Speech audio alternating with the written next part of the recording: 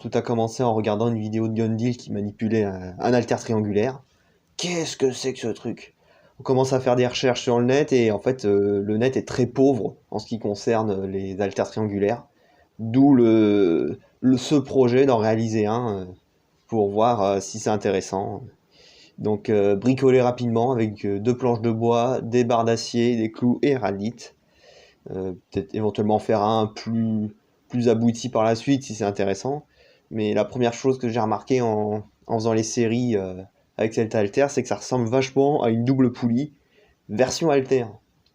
C'est-à-dire que on peut mettre plus lourd et le mouvement il est moins agressif. La négative est moins importante en fait qu'un haltère classique.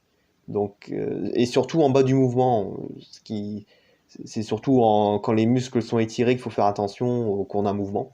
Et là, cet haltère-là met une charge moindre qu'un haltère classique, enfin une négative moins accentuée qu'un haltère classique. Donc c'est un avantage.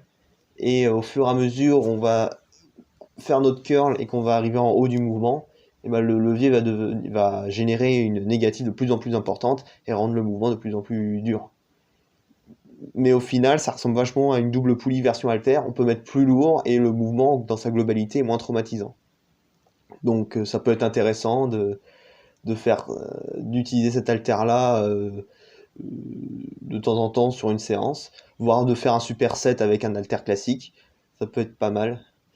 Par contre, il y a un gros défaut sur cet haltère que j'ai ressenti, c'est que après avoir fait quelques séries, il y a mon poignet qui dit mais qu'est-ce que tu m'as foutu là? Ouais, ça, de par les leviers, en fait la masse est décalée par rapport au poignet. Donc si la masse fait un petit mouvement, et ben ça fait bras de levier sur le poignet et c'est pas bon quoi. Donc c'est ça le principal inconvénient, hein, c'est que bah faut que l'haltère ne bouge pas. Et par la suite, un truc qu'on pourrait faire, c'est faire une barre curl, mais triangulaire. Bon, alors ça, j'ai pas trouvé du tout sur le net, hein, mais pourquoi pas faire ça?